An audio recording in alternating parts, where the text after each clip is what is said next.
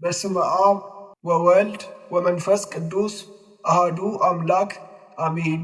የዕለቱ ስንክሳር ሰኔ 27 አንድ አምላክ በሆነ በአብ በወልድ በመንፈስ ቅዱስ ስም ሰኔ 27 በዚህች ቀን ከተመረጡ አርድእት ውስጥ ሐዋርያው ሐናንያ አረፈ። ይህንንም ቅዱስ ሐዋርያት በደማስቆ ከተማ ኤጲስቆጶስነት ሾሙት። በውስጧም ሕይወት ሰጪ የወንጌልን ትምህርት አስተማረ። ዳግመኛም በቤተ ገብርኤል ውስጥ ሰብኮ ክብር ይግባውና የጌታችን የኢየሱስ ክርስቶስ ወደ ሆነች የቀናች ሃይማኖት ብዙዎችን መለሳቸው። የክርስትና ጥምቀትንም አጠመቃቸው። እውነተኛውንም የሃይማኖት ብርሃን አበራላቸው። ይህም ሐናንያ ሐዋርያው ጳውሎስን ይቅር ባይ ጌታችን በቸርነቱ ከክህደቱ በጠራውና ምርጥ ዕቃ ባደረገው ጊዜ ያጠመቀው ነው። እጁንም በራሱ ላይና በዓይኖቹ ላይ ጭኖ ያዳነው እርሱ ነው። ጌታችንም በእጆቹ ታላላቅ ድንቆችንና ተአምራቶችን አደረገ። በስብከቱም ብዙዎች አሕዛብ አመኑ። ከአይሁድም ብዙዎችን ክብር ይግባውና ክርስቶስን ወደ ማመን መለሳቸው። ከዚህም በኋላ ዓመፀኛው መኮንን ሉኪያኖስ ይዞ ታላቅና አስጨናቂ ስቃይን አሰቃየው። ጎኖቹንም ሰንጥቆ በእሳት መብራቶች አቃጠለው።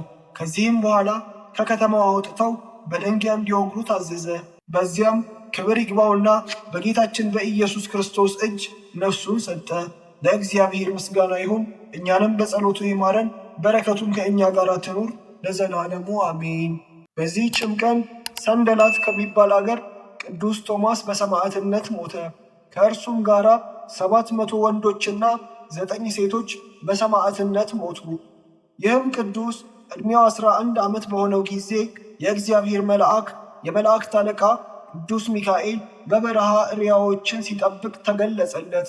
ወደ መኮንኑ ሄዶ ክብር ይግባውና በጌታችን በኢየሱስ ክርስቶስ ስም ይታመን ዘንድ አዘዘው።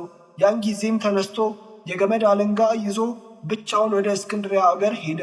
በመኮንኑም ፊት ክብር ይግባውና በጌታችን በኢየሱስ ክርስቶስ ስም ታመነ። መኮንኑም ለአማልክት ሰዋ አለው። ጸሐፊውም ሊያደርገው ቃል ኪዳን ገባለት። ቅዱስ ቶማስም ተቆጥቶ ያችን አለንጋ አውጥቶ መኮንኑን ብዙ ግርፋት ገረፈው። የመኮንኑ ሎሌዎችም ይዘው ጽኑ ስቃይን አሰቃዩት። ሥጋውንም በብረት መጋዝ ሰነጠቁ። ክብር ይግባውና ከጌታችን ከኢየሱስ ክርስቶስ ዘንድ እርዳታን ለመነ። ወዲያውኑም መልአኩን ልኮ አዳነው። ከዚህ በኋላ በእስር ቤት አሰሩት። የወህኒ ቤቱ ጠባቂም ስለታመመው ልጁ ለመነው። እርሱም ያንን የገመድ አለንጋ ሰጠውና ይህን አለንጋ በልጅህ ላይ አኑር አለው። እንዲሁም አደረገ። ያን ጊዜም ልጁ በእግዚአብሔር ኃይል ዳነ። መኮንኑም በሰማ ጊዜ ወደ እርሱ አቅርቦ ለአማልክት ሰዋ አለው። ቅዱስ ቶማስም በፊትህ ሰዋ ዘንድ ና እንሂድ ብሎ መለሰለት። መኮንኑም እውነት መስሎት ደስ አለው። ወደ ጣዖቶቹ ቤትም ወሰደው። ያን ጊዜ ቅዱስ ቶማስ ጣዖታቱን ያጠፋቸው ዘንድ ወደ ጌታችን ለመነ። ወዲያውኑ ሁሉም ጣዖታት ተሰባብረው ሰይጣኑን በመኮንኑ ላይ ተቀመጠ። ከሕያው እግዚአብሔር ልጅ ከጌታ ኢየሱስ ክርስቶስ በቀር ሌላ አምላክ የለም ብሎ እስከሚታመን ድረስ አነቀው። አሕዛብም ይህን ድንቅ ነገር አይተው እጅግ አደነቁ። ክብር ይግባውና ከጌታ ከኢየሱስ ክርስቶስ በቀር ሌላ አምላክ የለም እያሉም ጮኹ። በእርሱም አመኑ።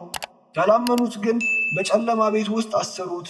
ያለ መብልና ያለ መጠጥ ከብዙ ስቃይም የተነሳ ከአፉ ደም እየፈሰሰ 15 ቀን በዚያ ተቀመጠ። የእግዚአብሔር መልአክም ወርዶ ፈወሰው። አንዲት ሴት ዕውር ልጅ ነበራት። ከዚያም ደም ወስዳ የልጇን ዓይን አስነካችው። ወዲያውኑ አየ። ቅዱስ ቶማስንም ከወህኒ ቤት አውጥተው ሴት አንበሳ ሰደዱበት። ወደ እርሱም በደረሰች ጊዜ እግሮቹን ላሰች፣ ሰገደችለትም። ዳግመኛም በብረት መንደልቶ አፉ ላይ ደበደቡት። በዚያን ጊዜም በስቃይ ውስጥ ከእርሱ ጋር ከበንደላ አገር ቅዱስ በብኑዳ ከበልኪም አገር ቅዱስ ሙሴ ነበሩ። እርስ በርሳቸው አንዱ አንዱን ያጽናናው ነበር። ከዚህም በኋላ ቅባትና የነዳጅ ድፍድፍ አፍልተው በቅዱስ ቶማስ ራስ ላይ ደፉት።